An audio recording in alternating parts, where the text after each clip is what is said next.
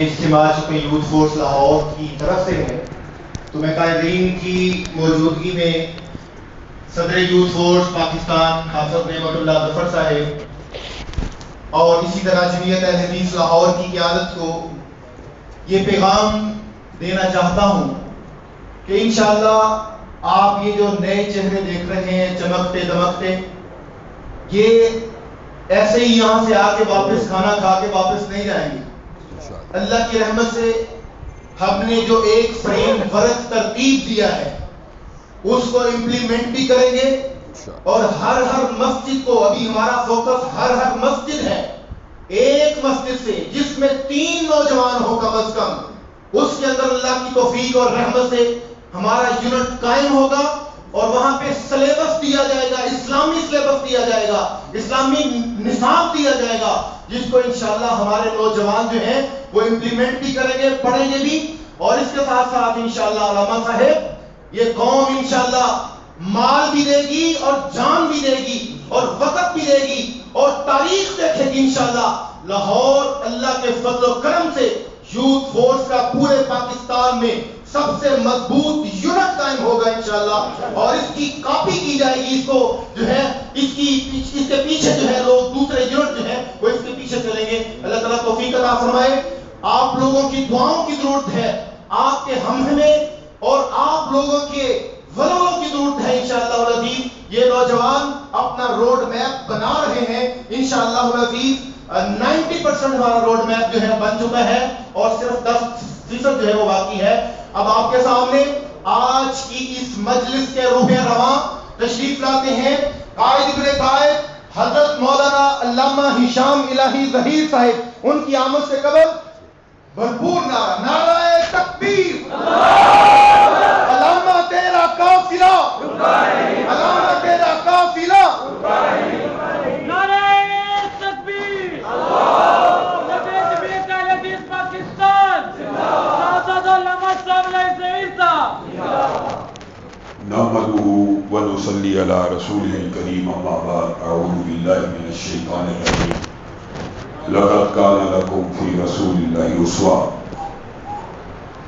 جواں ہو میری قوم کے گر جسور و غیور، تو قلندری میری کچھ کم سکندری سے نہیں۔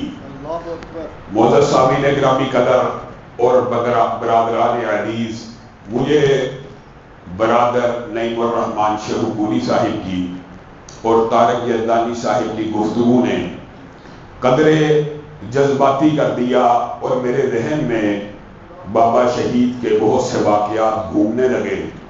میری دادی ان کو کہا کرتی تھی، احسان الہی کیوں ختم نبوت کے دفاع میں اس حد تک بڑھتے ہو، کوئی جانے کی دھمکیاں اور قتل کی دھمکیاں ملتی ہیں، کیوں دفاع صحابہ میں اس قدر آگے جاتے ہو کہ قتل کی دھمکیاں ملتی ہیں؟ تو میرے والد صاحب ان کو ایک ہی بات کہا کرتے تھے کہ ماں جی پھر آپ نے ہمیں دین کا سبق پڑھایا کیوں تھا؟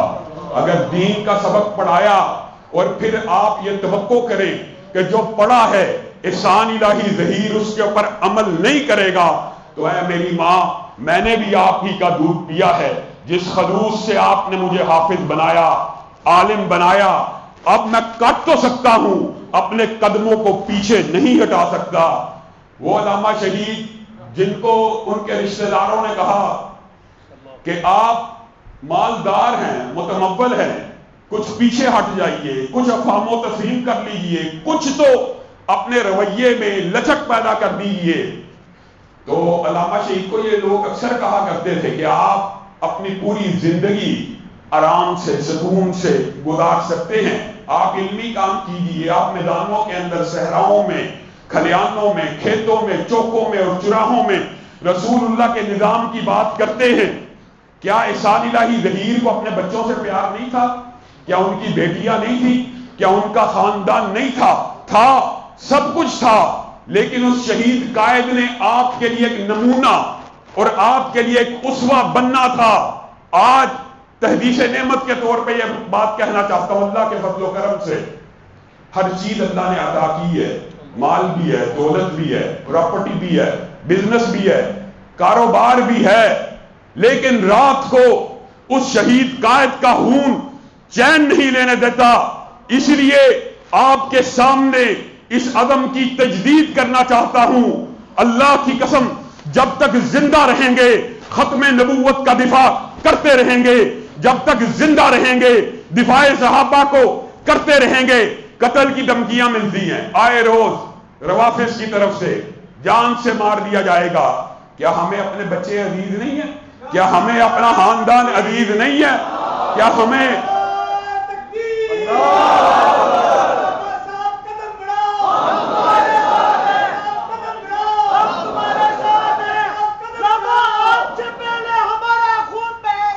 میں آپ کو یہ یقین دلاتا ہوں اللہ کے فضل و کرم میں، اللہ کے فضل و کرم سے مسجد میں کھڑا ہو کر یہ بات کہتا ہوں کہ ہم اپنے اسلاف کی روایات کو واپس لوٹا کے رہیں گے. ابھی قاری کرامت اللہ صاحب نعرہ لگا رہے تھے، وہی طارق یزدانی بھائی والی بات. علامہ صاحب قدم بڑھاؤ، ہم تمہارے ساتھ ہیں. علامہ صاحب نے تو قدم بڑھا دیا مدینہ کی گلیوں کی طرف، شہادت کی راہوں کی طرف. کہاں گئے تمہارے نعرے؟ کہاں گئی تمہاری قسمیں؟ کہاں گئے تمہارے وعدے؟ انقلاب کبھی نعروں اور وعدوں سے نہیں آتا. انقلاب کے لیے مجھے تم لوگوں کے ہموں کی ضرورت ہے، ولولوں کی ضرورت ہے.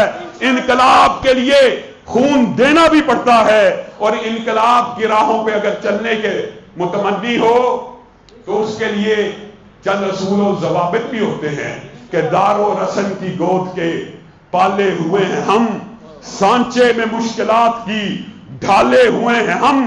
وہ دولت جنوں کے زمانے سے اٹھ گئی، اس دولت جنوں کو سنبھالے ہوئے ہیں ہم. کچھ لوگوں کو اس دولت جنوں کو سنبھال کر لوگوں کے سامنے، عوام کے سامنے لے کر نکلنا پڑتا ہے. اور برادر ذاکر الرحمان صدیقی نے جو آج گفتگو کی ہے، میرے ذہن میں تو اس کا خلاصہ ایک شعر میں یوں ہے کہ الفاظ و معانی میں تفاوت نہیں، لیکن ملا کی اذاں اور ہے، مجاہد کی اذاں اور، پرواز تو دونوں کی ہے. اس ایک فضا میں کرگس کا جہاں اور ہے، شاہی کا جہاں اور. آج زاغوں کے تصرف میں عقابوں کے نشیمن. خدا نے سروری انہیں دی ہے یا دی ہے انہیں کہ جنہیں معلوم نہیں ربش بندہ پروری کیا ہے. یہ آئے روز جیسے برادر عزیز طارق یزدانی صاحب کہہ رہے تھے، روکو ٹوکو، روک لیا جائے، ٹوک لیا جائے، بند کر دیا جائے، بائیکاٹ کر دیا جائے، نوٹس جاری کر دیا جائے، مساجد کے تزکیے روک لیے جائیں، فنڈ بند کر دیا جائے. میں آپ کو یہ بات گارنٹی سے کہتا ہوں، آپ نے اور میں نے کسی کی جائیدادیں بنانے کے لیے جدوجہد نہیں کرنی. آپ نے اور میں نے کسی کی ذاتی گاڑیاں خریدنے کے لیے جدوجہد نہیں کرنی. آپ نے اور میں نے کیا جدوجہد اس لیے کرنی ہے کہ چند لوگوں کے ہاتھ میں وسائل آ جائیں اور ان کی ذاتی جائیدادیں اور پراپرٹیاں بن جائیں. راہگنوں نے راہدنی کی ہے، مانتے ہیں، راہگنوں نے راہدنی کی ہے، لیکن راہبروں نے بھی کیا کمی کی ہے؟ حکمراں ہو گئے کمینے لوگ، ہاتھ میں مل گئے نگینے لوگ. آپ بتائیے، آج لوگ آپ کی طرف امید کے ساتھ دیکھ رہے ہیں. آج لوگ اس امٹتے ہوئے سیلاب کو، اس طوفان کو اور آندھی کو امڑتا ہوا محسوس کر رہے ہیں. تو آپ سے بھی یہ گزارش ہے کہ آپ آندھی بن کے نکلیے، طوفان بن کے چھا جائیے. بکھرے ہوئے ذرے ہیں تو مل جائیے کہ صحرا نظر آئے، بکھرے ہوئے قطرات ہیں تو مل جائیے کہ دریا نظر آئے. بعض لوگ تال و تشنی، وہی الزام کی سیاست. اور یہ بات میں خاص طور پہ ان سے مخاطب ہو کے کہنا چاہتا ہوں، ہمارا کوئی عالم دین ہو، کوئی مبلغ ہو، کوئی مقرر ہو، یہ تو بڑی بات ہے. اگر کوئی کارکن بھی ہو اور اس کے خلاف تم نے انکشاف حق نامی پیج چلا کر اگر اس کی توہین کی، اس کی فیملی اور خاندان کے اوپر کیچڑ اچھالا، اللہ کی قسم اب وہ وقت آ چکا ہے کہ نوجوان تمہیں گربانوں سے پکڑ کے تمہاری زبانوں کو کھینچ ڈالیں گے. اگر کسی اہل حدیث کے خلاف تم نے ہلکی سی بھی بکواس کرنے کی جسارت کی، ان کو روکنے کے لیے تیار ہو.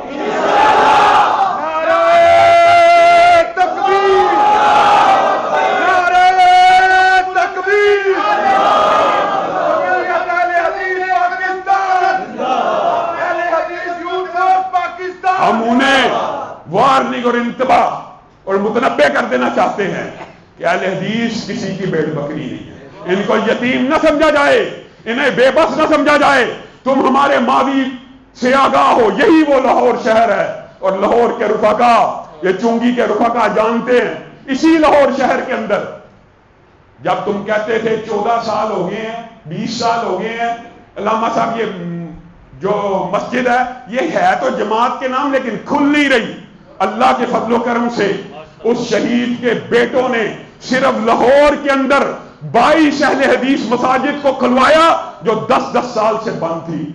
ہم جب ہمارے پاس کچھ نہیں تھا تب اگر مساجد کھلوا سکتے ہیں تو اب تو یہ ہزاروں نوجوان ہمارے ساتھ ہیں۔ تم کیا سمجھتے ہو اب تم ہمیں روک لو گے، ٹوک لو گے، راستے کے سامنے بند باندھ دو گے؟